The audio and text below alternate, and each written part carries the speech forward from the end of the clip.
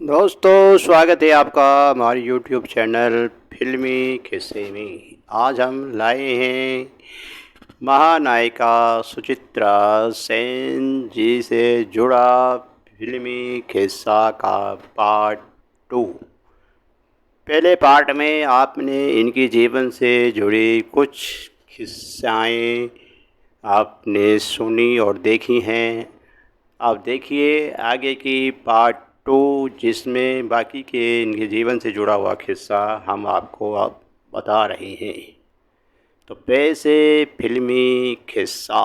माँ नायिका सुचित्रा सेन, जिनके दिलीप कुमार भी थे फैन। दोस्तों, 30 दिसंबर 1955 को रिलीज हुई फिल्म देशदास हिट रही और फिल्म में काम करने वाले हर कलाकार को चौथे फिल्म फेयर अवार्ड से सम्मानित किया गया। दिलीप कुमार को बेस्ट एक्टर अवार्ड मिला और वैजयंती माला मोतीलाल को बेस्ट सपोर्टिंग एक्टर का। हालांकि सुचित्रा जी को अपने करियर के सबसे बेहतरीन रोल के लिए नॉमिनेशन तक नहीं मिला। मीडिया रिपोर्ट्स में दावा किया जाता है कि उस समय बांग्लादेश भारत के बीच तनाव की स्थिति थी। ऐसे में कभी बांग्लादेश का हिस्सा रही सुचित्रा को नॉमिनेशन नहीं दिया गया था। वहीं दूसरी तरफ वैजयंती माला ने यह कहते हुए बेस्ट सपोर्ट एक्टर का अवार्ड ठुकरा दिया कि उनका भी सुचित्रा की तरह लीड रोल था। सुचित्रा की कामयाबी उनकी शादीशुदा ज़िंदगी के आड़े आ गई। कहा जाता है कि उनके पति दीवानाथ उनकी कामयाबी और स्टारडम से खुश नहीं थे। यही वजह रही कि दोनों के बीच झगड़े बढ़ने लगे। एक बार उन दोनों का झगड़ा इतना बढ़ गया कि सुचित्रा जी कुछ दिनों के लिए अपनी दोस्त और एक्ट्रेस कानन देवी के पास घर जाकर रहने लगी। 60 के दशक के शुरुआत में सुचित्रा सेन सात पाके बांधा की शूटिंग कर रही थी। एक दिन शूटिंग पर निकलने से पहले उनका पति से इतना झगड़ा हुआ कि सुचित्रा जी ने पति के शर्ट फाड़ दिए। झगड़े के बाद जब वो शूटिंग पर पहुंची तो उन्होंने डायरेक्टर से कहकर वही सीन फिल्म सात पाके में बांधा में रखवाया। 1963 में रिलीज हुई इस फिल्म ने सुचित्रा को इंटरनेशनल स्टार बना दिया। लगातार बढ़ते झगड़ों के चलते एक रोज़ दीवानाथ सुचित्रा और बेटी मुनमुन को छोड़कर न्यूयॉर्क चले गए। शिपिंग कंपनी में काम करते हुए उन्होंने कभी मुड़कर परिवार की ओर नहीं देखा। स्वाभिमानी सुचित्रा ने भी कभी उनसे संपर्क नहीं किया और अकेले बेटी का परवरिश किया। 27 नवंबर 1970 को सुचित्रा जी की बेटी ने एक डरावना ख्वाब देखा और डर कर उठ गई। सुचित्रा ने उन्हें सुलाया और 28 नवंबर 1970 की सुबह एक इंटरनेशनल कॉल आया। बताया गया कि उनके पति दीवानाथ का निधन हो चुका है।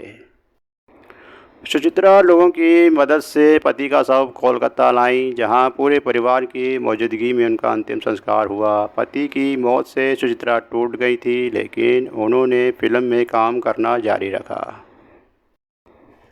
एक रोज़ राज कपूर अपनी फिल्म का ऑफर लेकर सुचित्रा सेन के घर पहुंचे थे। जैसे ही सुचित्रा सोफे पर बैठी तो राज कपूर उनके कदमों के पास सटकर बैठ गए और फूल देने लगे।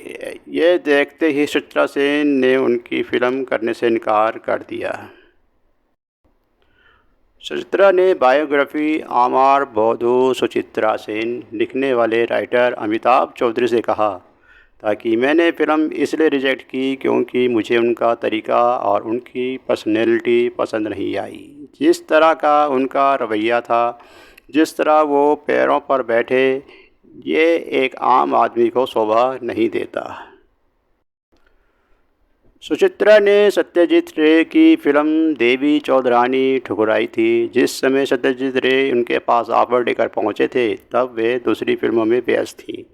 जब सत्यजीत रे ने उनसे कहा कि वे उनकी फ़िल्म को तवज्जो दें, तो उन्होंने साफ कह दिया, मैं दूसरी फिल्में पूरी करने के बाद ही आपकी फ़िल्म साइन करूंगी। राइटर अमिताभ चौधरी से बातचीत के सुचित्रा ने बताया था कि एक दिन वो दोस्त कानन देवी के पति हरिदास भट्टाचार्य की एक फिल्म की शूटिंग कर रही थी। एक दिन उन्होंने डायरेक्टर से कहा कि वो अपने मुताबिक सीन करेगी। इस पर हरिदास ने जवाब दिया, काम वैसा ही करना जैसा मैं कहूँ। सेट पर दोनों का जोरदार झगड़ा हुआ और सुचित्रा स्टूडियो छोड़कर घर निकल गई। फिल्म बंद पड़ने के कई दिन बाद हरिदास उनके पास आई और कहा, तुम्हें जैसा ठीक लगे वैसा ही करना। ऐसे सुचित्रा ने वो फिल्म पूरी की। आपातकालीन इंडिया में जब गुलजार साहब की 3 बेहतरीन फिल्मों आंधी, अंगूर, इजाज़त पर चर्चा हुई तो उनसे पूछा गया कि आंधी में सुचित्रा सेन का कास्ट क्यों किया गया था। गुलजार साहब ने जवाब में बताया कि पहले संजीव कुमार और सुचित्रा को एक टिपिकल बम्बैया फिल्म में कास्ट किया गया था। जिस समय स्टोरी नरेशन का काम हुआ उस समय सुचित्रा कोलकाता में थी। एक मीटिंग रखी गई जिसमें संजीव कुमार, गुलजार साहब, प्रोड्यूसर जे ओम प्रकाश, राइटर सचिन भौमिक मौजूद थे।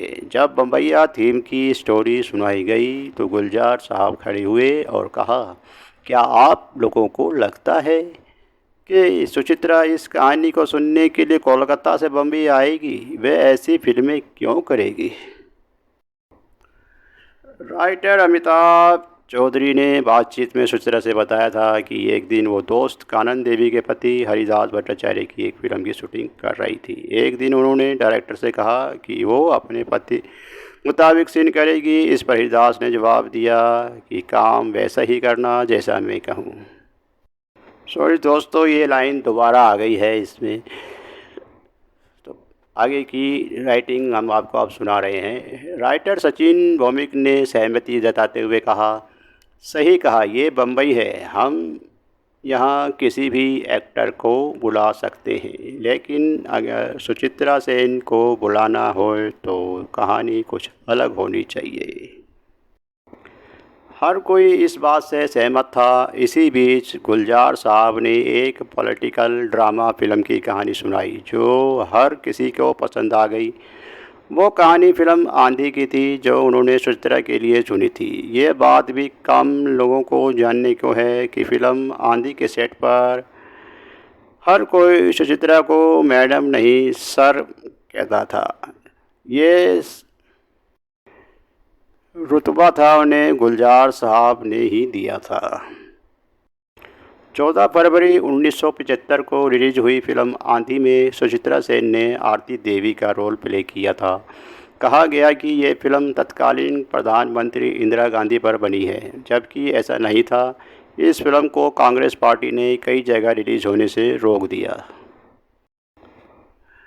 फिर जब इमरजेंसी लगी तो फिल्म को बैन कर दिया गया। कांग्रेस का मानना था कि इस फिल्म से उनकी पार्टी की छवि पर बुरा असर पड़ेगा। बैन के चलते फिल्म नेशनल टॉपिक बन गई थी। 1977 में जब कांग्रेस को हराकर जनता पार्टी सत्ता में आई तो इस फिल्म का टीवी प्रीमियर किया गया था। ये सुचित्रा सेन के करियर की सबसे बेहतरीन फिल्म में से एक है।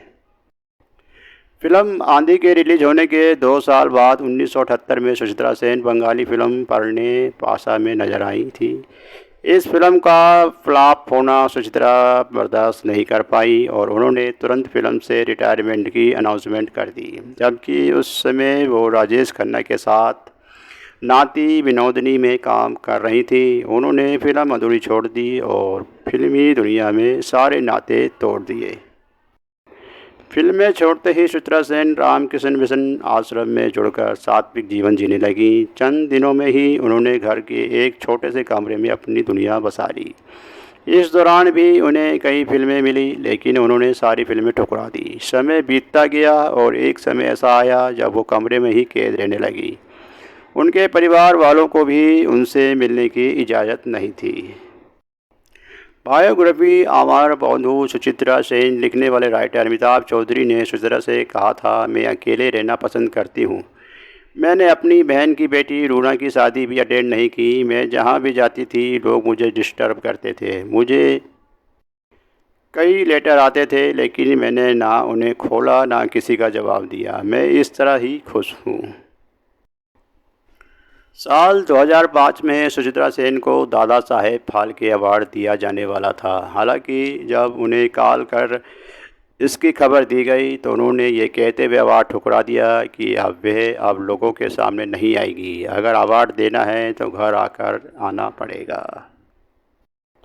24 दिसंबर 2013 को सुचित्रा सेन को लंग इन्फेक्शन के चलते अस्पताल में भर्ती करवाया गया था। प्राइवेसी के चलते इस बात को पूरी तरह से राज रखा गया था।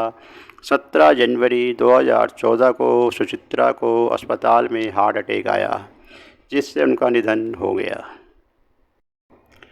82 साल की सुचित्रा की आखिरी ख्वाहिश थी कि मौत के बाद भी उनका चेहरा किसी को ना दिखाया जाए। यही वजह रही कि उनकी मौत के महज 5 घंटे बाद ही उनके परिवार ने कोलकाता के काई और तौला शमशान घाट में उनका अंतिम संस्कार कर दिया।